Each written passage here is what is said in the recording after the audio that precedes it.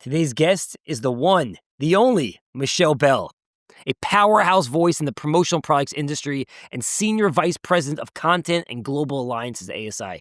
With nearly 30 years at ASI, Michele has shaped the industry's narrative through award-winning journalism, spearheaded ASI's global partnerships, and curated premier events like the Counselor Awards and the Power Summit. She sits at the center of it all. So happy we got to chat. It's always great connecting with Michele, and I think you're going to love this one. You're a very unique guest for the podcast for several reasons. Okay, so everybody that we've interviewed so far is a founder or a CEO of a large promo company, whether a supplier or distributor. But I would even go on to say that you are even potentially more king of swag than the others. And I'll tell you why. I'll tell you why, because you sit at the center of the industry in many different ways, and you have your finger on the pulse of what's trending, what's new. You've seen startups crash and burn. You see startups grow from something small to big. You form relationships with the biggest leaders of our industry. You are at this center. And I'll say, even just from my perspective, well, thank you. I was introduced to the promo industry from going to an ASI trade show. Oh, is that right? It is. And I fell in love with the industry following the ASI content. So there's probably so many people in our industry who you might not even realize the impact you've had on them to this point. Well, that's quite a lovely thought, actually. I like that. Because I would, God, Jeremy, if it was only the largest people I was talking to, I mean, I don't want to be in that echo chamber, you know? Exactly. I want to talk to a wide swath of people. It's awesome. So I guess to start, how did you find yourself in this industry? You just mentioned you've been in the industry for 28 years. Yep. I am always curious how we all landed here. It's kind of it's always did you notice it's always like a circuitous route? Yes, exactly. Many people do kind of generationally stay in the industry because their family's in the industry, but many others I have found with the most interesting stories, it's typically a very long and windy road. Yeah. So what was your road? How did you find your way here? My road was, I went to school for journalism. And I was living at the beach in Avalon, New Jersey, my happy place, the sunny place for shady people, as we like to call it. And I was freelancing for different publications, and a headhunter reached out to me and said, there's a company called the Advertising Specialty Institute, which, let's just spare a moment for the odd name. I mean, is it a think tank? Is it a rehab? I'm not really interested in either, by the way. So, it was a weird name. I had no idea what an advertising, nothing. I knew nothing. But I wanted to, at that point, move back to suburban Philly. So I thought, okay, I'll go for the interview. And it was for kind of a senior editor position. So not running the department or anything like that, because it was 28 years ago. So I met with the CEO of the time to learn that there was, at that point, an $8 billion industry behind logoed products, which frankly, Jeremy, I could not wrap my brain around. Like, I remember looking at the CEO's name at the time was Marvin Spike of ASI. And I just kept saying, what do you mean? Like, how could that be? And he said, think about when you go to a bar or restaurant and the logoed napkins that your drink is sent on, or when you go to a bank and they give you a pen. And I was like, okay. Like, the fact that there was a complete industry with history and decades behind it was baffling to me. And I just couldn't even, grasp that. So, I have the numbers taped up here next to my desk. And in 2000, this was a $16 billion industry. And here we are now, and it's almost a $30 billion industry. It's amazing. So, yeah. So it just was really hard for me to comprehend. But anyway, he kind of liked me. He was a really interesting guy, but he had an affinity for me.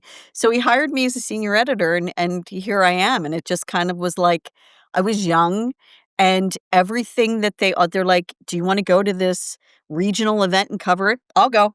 Do you want to go here? I'll go. Like, I put my hand up for everything, Jeremy. And that's one piece of advice I always give to young people in this industry. Offer to do everything, because I've met so many people just for that reason. Like, I went to everything. And what do you think kept you in this industry for so long? Because I know in our demo, this younger demo, even younger than me, people are like at companies for 2 years, 3 years, and then they leave and they try to jump. But being at a company for 28 years, I think it's amazing, and I that's aspirational, frankly. But what Well, do you think keeps you here? it's funny. When I was in my 20s, if you jumped every 3 years, like, honestly, you were considered flaky, and it was definitely a red flag on your resume if you jumped. Now somebody like me who's been at a job for 28 years, we have interns every summer, Jeremy, and I love them. We typically have 2 editorial interns, and they're always fantastic, and one of the recent ones, I think 2 summers ago, said to me, "It's weird that you've been here this long," with, like, a little bit of, like, you know, and I thought, "You know what? I get what she's saying," because and I asked her to clarify that, and she said, "Because you couldn't go somewhere else. All you know is this industry."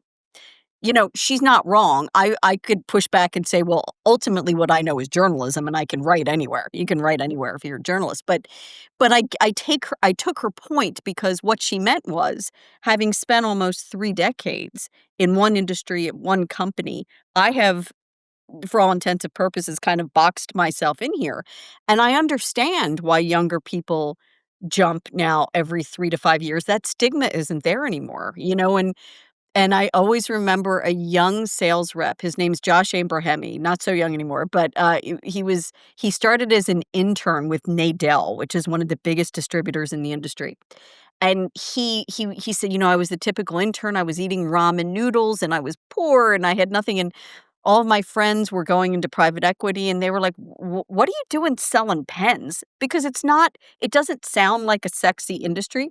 Josh has become one of the most successful distributor salespeople in the industry and has a house on the beach in Malibu. So, like, Exactly. his friends can all enjoy that. The ones who did not think that this was, a compelling or viable or sexy industry. So, why I have stayed, I would say, everybody says it's the people, and that certainly is true.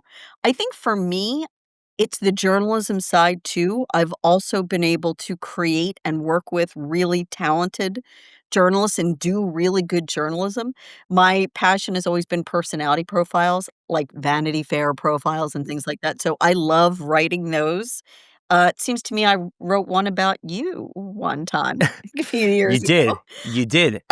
So By the way, was that always a strategy from ASI when you joined? Was it all was content such a big part of the strategy from that early part as well? it was. The founder of ASI was a man named Joe Siegel, who, went on to found, the Franklin Mint and all these other unbelievably successful entrepreneurial businesses, and he started Counselor Magazine.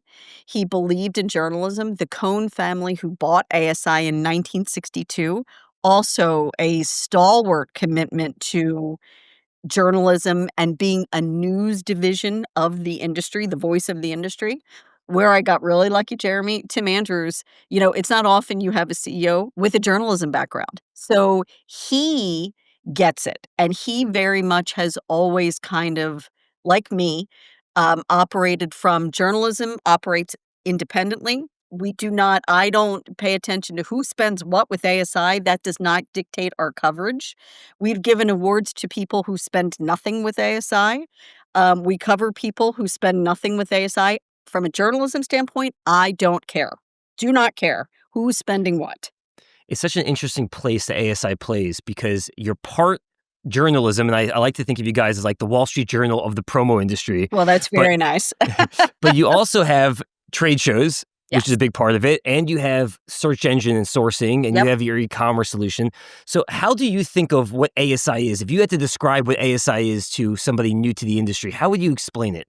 I think fundamentally, because I see where our resources are allocated, Jeremy, I'm gonna talk about the people, like our tech team. I have a very young CTO. His name's Ryan Hutchinson. He's one of those freakishly brainy tech people who I think when he was 10, he started his own tech company coding, like that kind of thing. So he has the biggest team here at ASI. So I think fundamentally it's a technology company. And then the subset would be events, news, marketing, things like that. How has ASI changed, or maybe it hasn't, since like this post-COVID world? Like, it feels like the industry has taken a major shift in the last few years. And how do you think it shifted um, from the perspective of ASI and media, or maybe it hasn't in your perspective? I would say it shifted in a few ways. So when I first started, we had multiple magazines. We had, 7 at one point, and then it went down to 5. We have Counselor now, and we just purchased PPM from, Printing United Alliance and NAPCO. So we have 2 magazines. I think, Jeremy, from an editorial standpoint, you have to meet people where they're consuming content, right? People look, I read magazines because I'm a journalist and I love the smell of a new Vogue magazine and a new Vanity Fair and a Rolling Stone and all of that. But the fact is people consume content online now. They get newsletters and things sent to their phone. So we had to kind of upend the way we deliver news to people. And that wasn't as tough for me to take as I would have thought initially, because to me, the most important thing is getting news content and getting the best stories in the industry to our readers. So if that's the way to deliver it is online or through text or on phones, I'm fine with that. And I did some interviews because you're an interesting person because you're doing all the interviews typically, and I don't know how many people have interviewed you. Not that Is many. not that many. So trying to flip the script, but I have read something about you. There was an article in PPAI that described you as an amazing mentor. And Oh, I can that's see very that nice. just by knowing you for the short time that we've known each other over the last few years, that you do have this kind of aura of wanting to help and uplift people. So how did that come? Like, where did that come from? Were you mentored when you were starting out? Like, why is that such an important thing to you? You know, I was not officially mentored, but I've been around long enough, Jeremy, that I've seen bad leaders. I've seen them at ASI, I've seen them in the industry. I've seen what a bad leader can do to somebody's career, and I knew I never wanted to be that. So I always wanted to, especially as it relates to women in the industry and young women like the interns we have. I still keep in contact with many of our interns who tend to be female. I'm not quite sure why that is, but they do. Um, so I keep in touch with a lot of them and just, kind of give them encouragement and career advice. I think the other part is that, I was raised by a single mom who was a small business owner, who was an entrepreneur. So she had to figure a lot of stuff out on her own, and it was hard. It was hard back then. So she owned a business in a very male dominated field that she had to kind of figure things out on her own and her own way. And I thought, gosh, it would have been great for her if she had like a mentor. It just didn't really things like that didn't happen back in the '80s so much.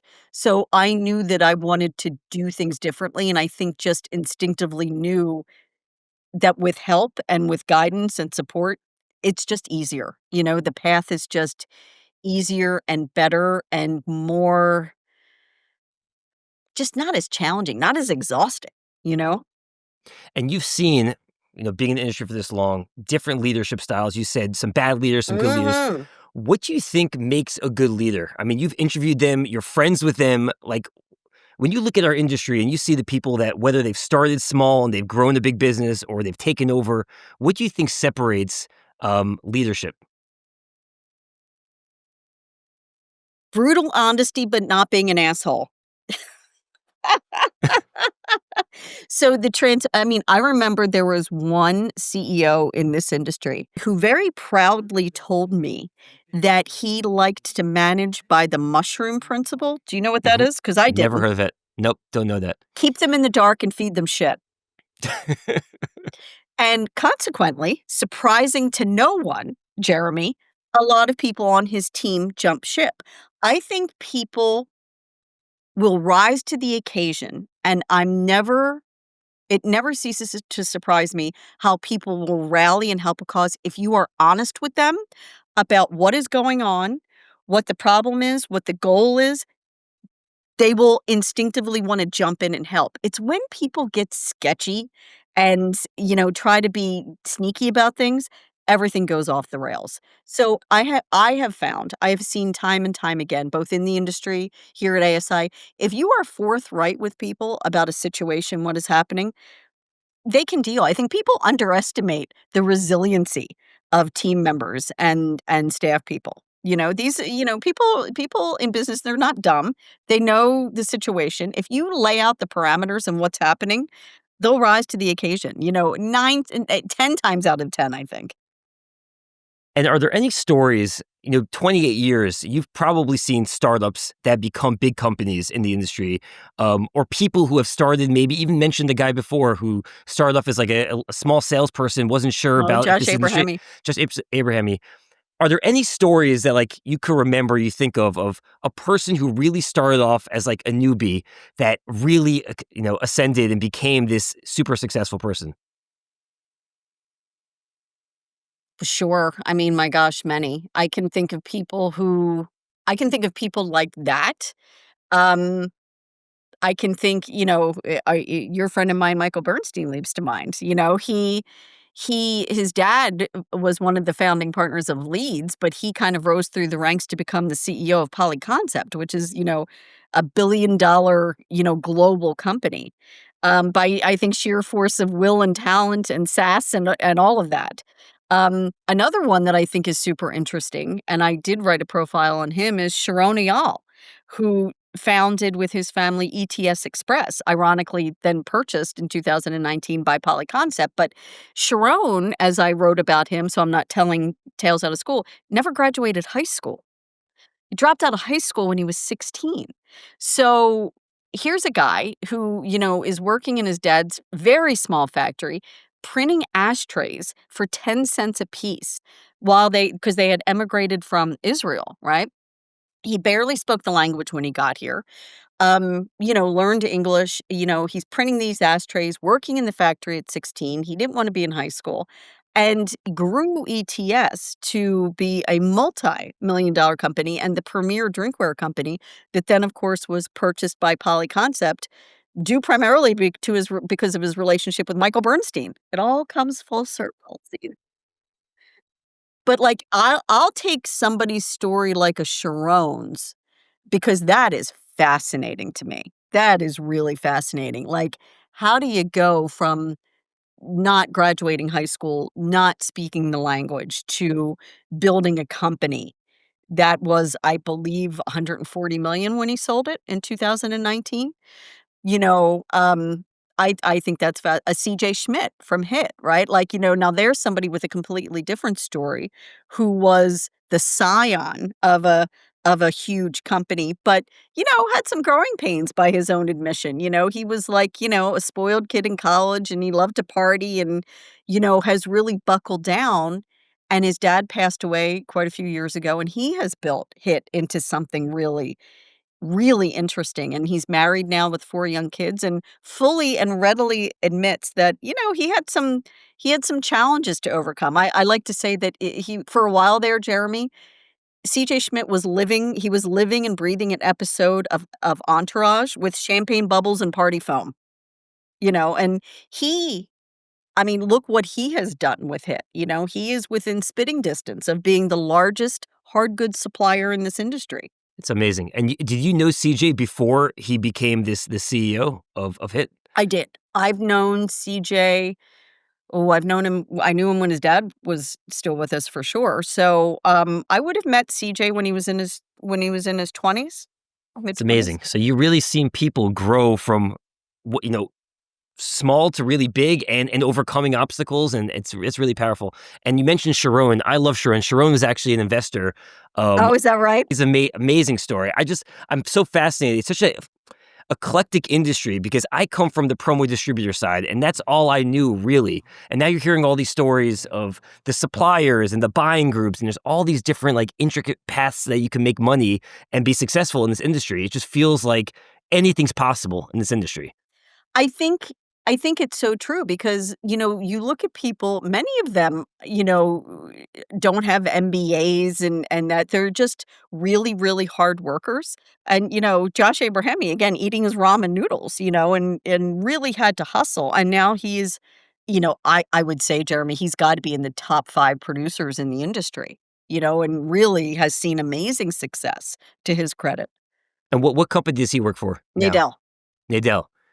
Oh, amazing. Yeah. Yeah, I met with Debbie Abergel, Yeah, yeah, yeah. from So she's Nadell. the chief revenue officer, I believe. Yeah, I've known Debbie for a long time too. Also an interesting story. She's a firecracker too. I'm telling you, everybody I meet in this industry, I'm blown away by it.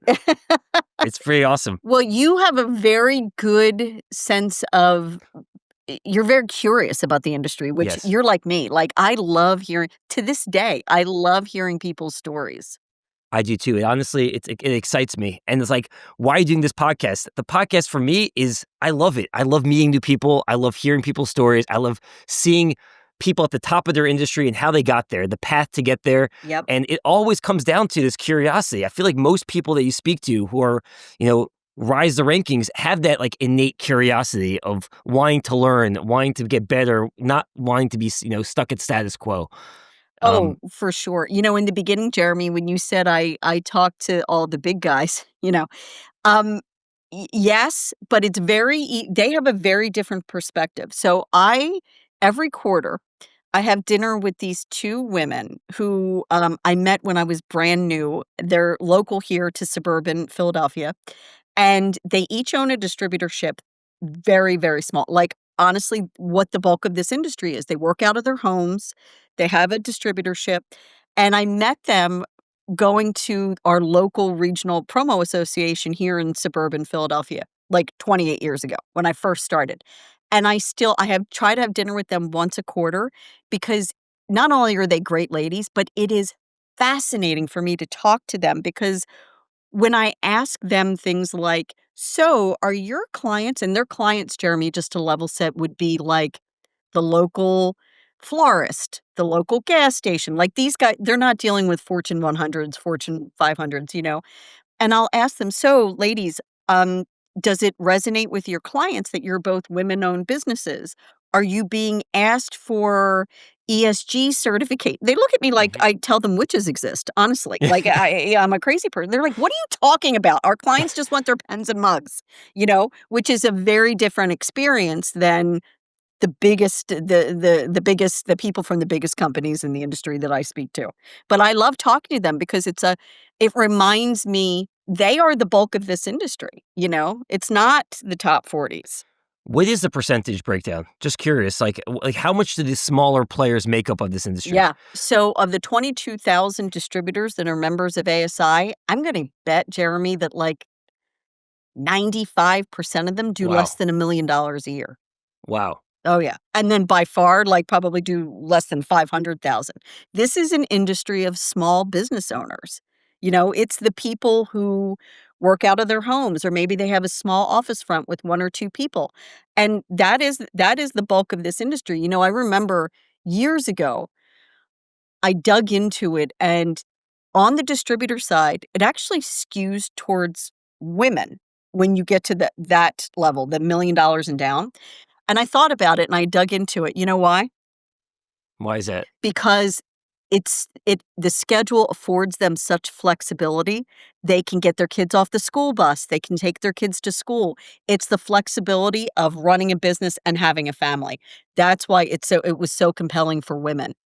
Wow, it's so interesting. Yeah. So you said 95% or so of the promo distributors are these small mom and pops or Yep. like doing sub $1 million.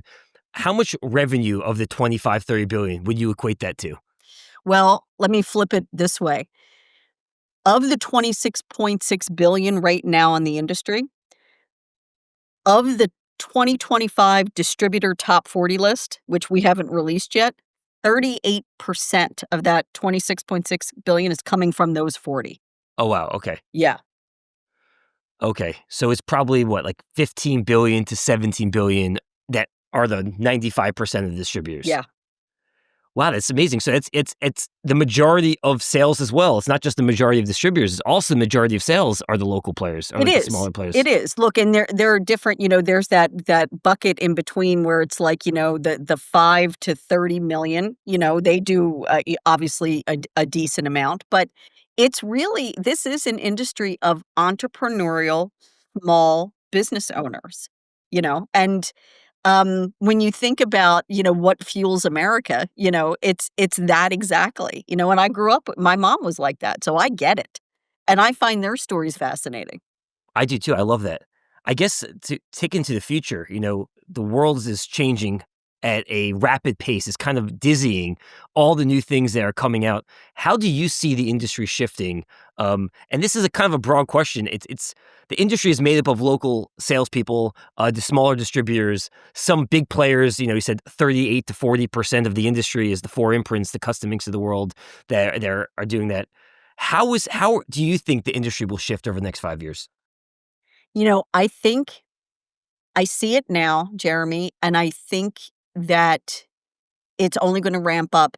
The creative and consistent way that distributors and suppliers, and not just the big ones, are using AI to make their lives more efficient and to get themselves more time to actually do the sales. Whether it's creating those laborious, oh my god, I feel so bad for those RFPs that they all have to create, which is just such a time suck, right?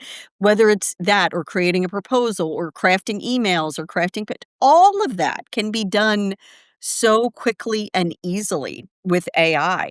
Now, my caveat is, um, do we use AI here in editorial for our content for public consumption? We do not. That's a hard stop for me because we've tested it. I don't find it terribly accurate where for my comfort level as a journalist that I could put something out written by AI, nor would AI have the color, context, and depth to know that Sharon dropped out of school at 16 and I know why. Or CJ Schmidt has a poster of Braveheart behind his desk because he values loyalty so much. AI doesn't know context. AI can't read, depth, and that's where the great storytelling lives, right? That's really where it is. But for all of that other stuff, Jeremy, I mean, the amount of time and how much more productive the coding alone. I know so many companies in this industry who are using AI for simple code. Of course, they have oversight of it, but the time saving, the money, the resources, I mean, for small businesses, that's game changing. Totally. It just has to be these smaller players have to be open-minded to it.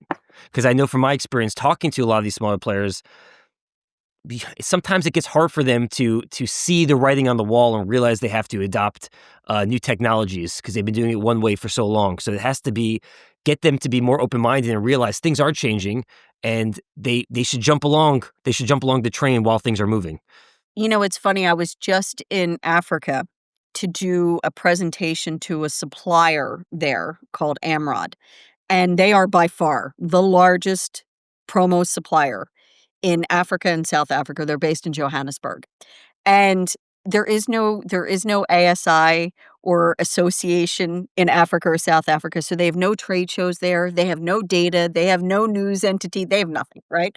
So the Amrod guys, who I had met years ago at a trade show in Dusseldorf, asked if ASI would do some market data for them. If they gave us access to their 7,000 distributors, if we would survey them and create market data like we do with State of the Industry. So I said, "Sure," because I was really interested, like, what is that market like, So I said, "Okay, we'll do that for you." So Nate Kuzma, who's our, executive director of data, did all the heavy lifting, but they asked me to come and present at their biannual event where they invite 1,000 of their distributor clients. Jeremy, you would have thought that I was introducing the concept of fire.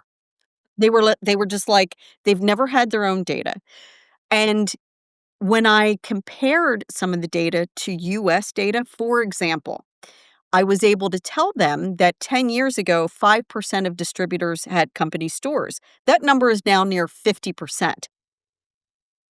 They couldn't grasp why.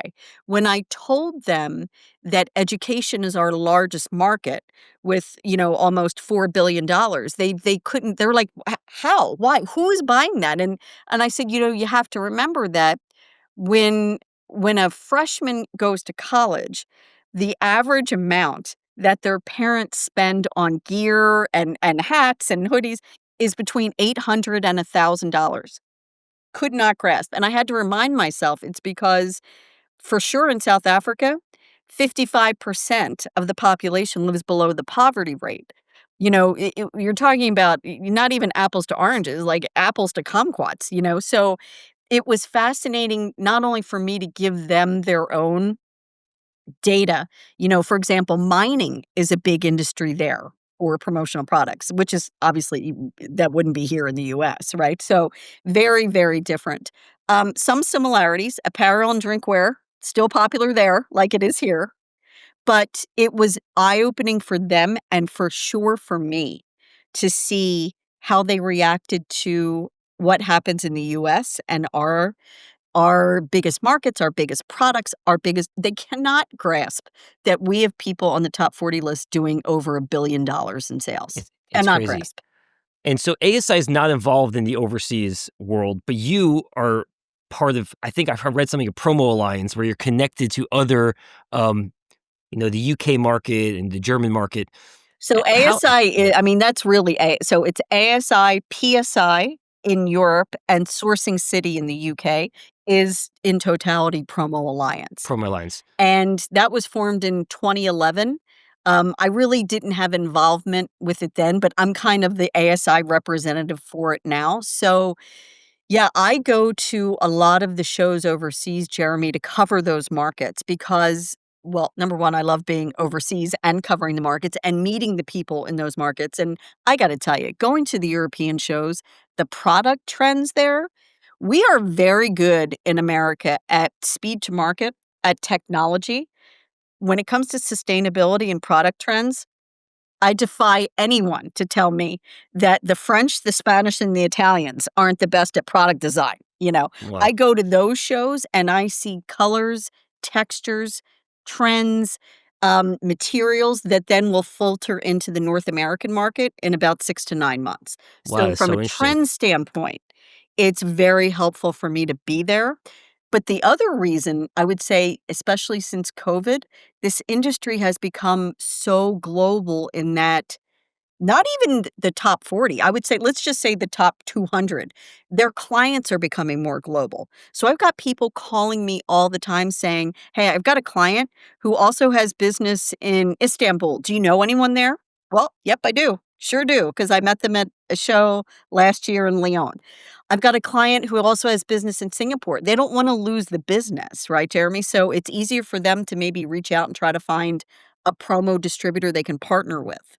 And I'm able to help with that on behalf of ASI. That's unbelievable. Until after I left swag.com at the end of last year, I was so focused on the US market, and I've talked to some people. I talked to Jason Lukash, who spent some time overseas, and he was telling me the similar things where, like, the European market, the products there are so much more sustainable. It's like a completely different level than what exists in the US. And it got me really digging in a little bit deeper to this, like, overseas market. And it's such a massive market. It's such a, I mean, it's like all promo, but it's different. It's similar. There's overlaps, and it's just such a fascinating thing. So I've been doing a lot of research into that market as well, trying to understand it. It is. You said, so let's take Europe. So a few years ago, I was at the PSI show. So the PSI show happens every January in Dusseldorf. And I've been going for 25 years. And again, they really don't have a lot of data in Europe, much like South Africa. They really don't have their own data. So I remember being at a press conference for the trade show, and one of the German guys was on stage, and he said, "Do you have any questions?" And I raised my hand and I said, "Just ballpark. How big is the German promo market?" And he said, "You're an American." And I said, "I am." And he said, "Ugh, Americans are so obsessed with data," which of course we are, but it was baffling to me that he wasn't able to answer that question, and I thought, "You know what? We're gonna risk being the ugly Americans here, but I want data." So I talked to Nate, and I said, "There's gotta be a way to do this," and we talked to friends of ours in the industry, Joanne Lance from Geiger, and I said, "Is there a way you guys operate overseas too, that I can slice and dice data and get data for the promo market on the 27 EU countries and the UK?" And we did it. And it wasn't perfect at first, Jeremy, but now we're in our 3rd year of doing it. And far from being thinking that we were arrogant to step in and do data for them, the Europeans were so appreciative that somebody finally helped them curate data for their market. So In totality, the EU, the 27 countries in the EU, do about $14 billion Wow. in promo, so much less than the US. But, Germany is, of course, the biggest, then the UK, France, Spain, Italy, and I'm throwing Switzerland in there even though they're not in the EU, but I'm throwing them in there anyway. So that's really the top 5. Wow, such a different opportunity to attack also. And it feels like the US market is a little bit easier to approach because we're all using the same currency. We all have to speak the same language. These different European countries and different countries overseas in general, it's a little bit maybe even harder to do business with one another because they can't really speak the same language. So I assume that maybe comes into play as well. I think that's why most people, when they wanna dip their toe into doing international business, I suggest to them, but they already instinctively know it, start with the UK. There's no language barrier, right? You're gonna have to deal with Brexit, but there are ways around that as far as shipping, you can go Ireland, you can go Poland. There are ways around Brexit, but it's a very compatible market. And Sourcing City is kind of like an ASI-like entity in the UK, so they have excellent data. They have their own data because the guy who owns Sourcing City is kind of a data nerd, and he gets it. So they produce amazing data every year, and they do a trade show, so it's a very easy entree to somebody in this industry. The other 2 industries that I would say people seem to gravitate towards the most are Germany, because it's the largest, and France, actually, lately, I've gotten some interest in. The tariffs, of course, have upended all of that. The one I'm starting to get a lot of questions about, interestingly, is Turkey, because Turkey right now is being held to a very 10% tariff, I think, and they've really upped their manufacturing game to try to compete with China. You know, Look, the size differential is amazing. They can't, they're not, they won't be close to China anytime soon. But what they do have, Jeremy, is a very young and plentiful workforce where China's is diminishing, Turkey's is going up, and they have a government that is pouring money into the manufacturing sector. So a lot of suppliers that you and I have spoken about actually are importing now from Turkey. So there are drinkware facilities, there are pen facilities. So I'm watching that market, and I think they have a trade show in October that I think I'm gonna go to for the first time because I wanna see it, and I wanna go in the factories too because I wanna see what it's like. Michelle, thank you so much for joining the Kings of Swag. You are a real legend in this industry, Thank you. and great to reconnect. It's awesome seeing you again. Thank you, Jeremy. I like spending my morning with a king. Thank you.